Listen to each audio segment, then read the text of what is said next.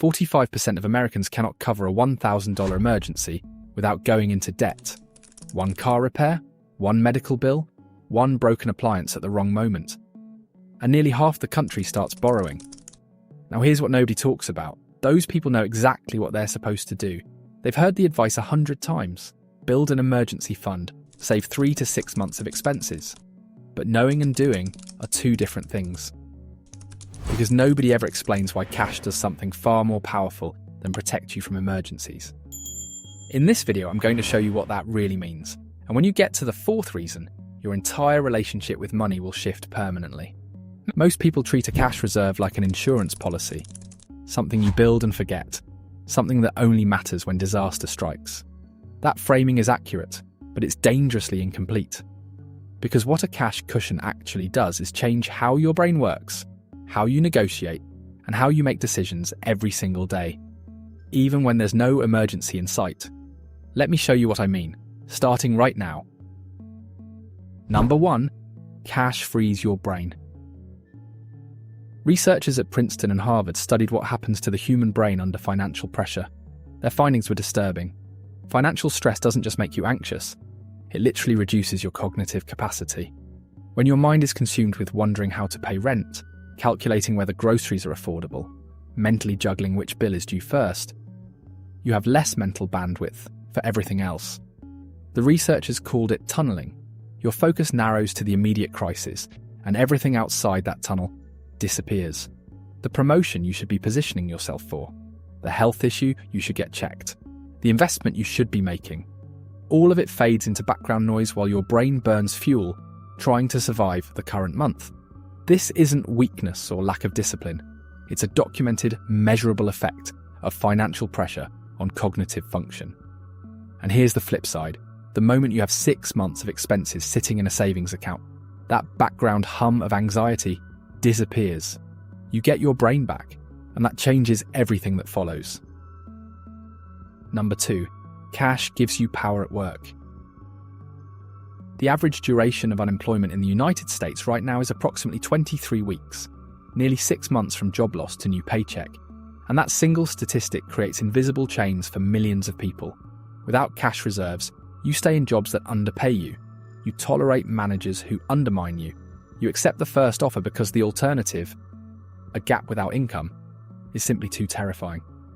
Think about 2 people in the same role at the same company, identical skills, identical performance. One has 8 months of expenses saved. The other is living paycheck to paycheck. When review season comes, both ask for raises. The person with savings can push back, wait for a better offer, walk away if needed. The other accepts the first number because they can't afford to negotiate.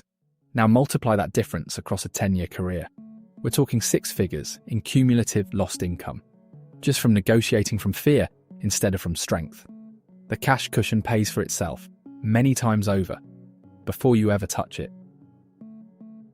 Number 3, cash changes every transaction. Researchers analysed millions of home transactions and found something remarkable.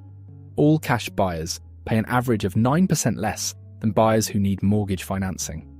In today's market, on a $400,000 home, that's a $37,000 discount. Not a coupon, not a special deal. That's the premium seller's charge for the uncertainty of working with financed buyers, whose deals fall through roughly 5 to 6% of the time. Cash eliminates that uncertainty. The seller knows the deal closes, and they'll accept less money to guarantee it. Now, most people can't pay cash for a house. That's not the point. The point is that this dynamic repeats across your entire life, in smaller ways, constantly. Private car sellers, landlords, contractors, creditors. In every negotiation where you could walk away and survive, you get a better deal. Cash isn't just money in an account, it's leverage.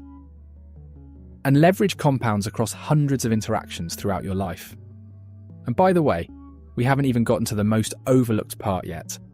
The 6th reason is the one that changes how you make every major life decision. Career, relationships, where you live. Most people never connect cash to any of that. We'll get there. Number 4, the hidden tax on being broke. Here's the part that almost nobody talks about. People without a cash cushion pay what economists call a poverty premium, a hidden tax on financial instability that makes everything more expensive. You can't buy in bulk when items go on sale, so you pay more per unit every week. You can't pay annual insurance premiums, which offer 5 to 15% discounts, so you pay the higher monthly rate as a fee for not having cash available. You can't maintain your car proactively, so small issues become emergency repairs at emergency prices. You can't shop around because time pressure dominates every decision. You need it now, and you can't capture employer benefits that require upfront investment.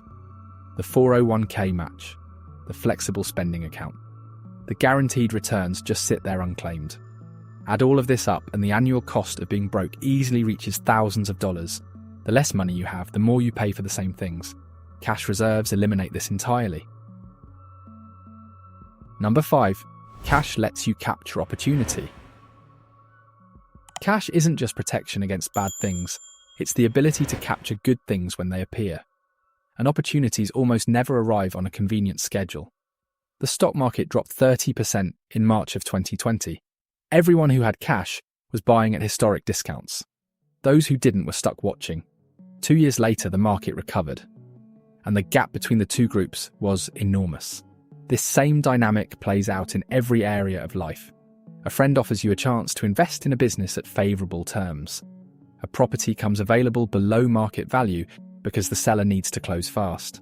A job opening appears that requires a move you could make, if you had the cushion to manage the gap. Without cash, each of these moments becomes a frustration, something you wish you could pursue, but can't. With cash, they become options. And over a lifetime, the difference between missing opportunities and capturing them is the real gap between people who feel stuck and people who don't. Number 6. Cash fixes your decisions. This is the part most financial advice completely misses. Cash doesn't just give you negotiating power in explicit transactions, it changes how you think about every major decision in your life, including the ones where nobody is sitting across a table from you. Should you go back to school? Without cash reserves, the analysis gets distorted. The upfront cost looms larger than it should. The period of reduced income feels catastrophic instead of manageable. The long-term upside gets discounted because your brain is too overwhelmed to process it clearly. Should you leave a relationship that isn't working? Financial entanglement makes this harder than it should be. Should you move to a city with better opportunities? The logistics become paralyzing without a cushion to bridge the transition. In each case, financial fear clouds the actual decision. You end up choosing based on short-term constraints instead of long-term life quality. And those distorted decisions, made repeatedly over years, compound into a life that feels smaller than it should be. Now here's the bigger truth behind all of this. You're not just building an emergency fund, you're buying back your own mind. Every point we covered follows the same pattern: cognitive bandwidth, negotiating power, transaction leverage, hidden costs, opportunity capture, decision clarity. All of it flows from one thing: operating from security instead of scarcity. When you have cash, you stop making decisions from fear. You start making them from choice. And that shift is worth more than any single emergency the fund might ever cover. Here's what to do right now. First, calculate your actual monthly expenses. Rent, utilities, food, transportation, minimum debt payments. That number multiplied by 3 is your first target. Second, set up an automatic transfer the day your paycheck hits. The amount matters less than the consistency. $200 a month becomes $2,400 in a year. Third, put the money in a high-yield savings account earning 4 to 5%, not your main checking account. Make it slightly inconvenient to access. The goal isn't a perfect number sitting in an account. The goal is the version of you who negotiates without fear, thinks without fog, and makes decisions based on what's actually right, not what's immediately cheapest. That version of you's built one automated transfer at a time. Think about it. If you've made it this far, it means something clicked. You're not someone who's satisfied with save more money advice. You want to understand the real mechanics. And now you do. So tell me in the comments, how many months of expenses do you currently have saved? Be honest. Subscribe to this channel for more content that goes deeper than the surface. I'll see you in the next one.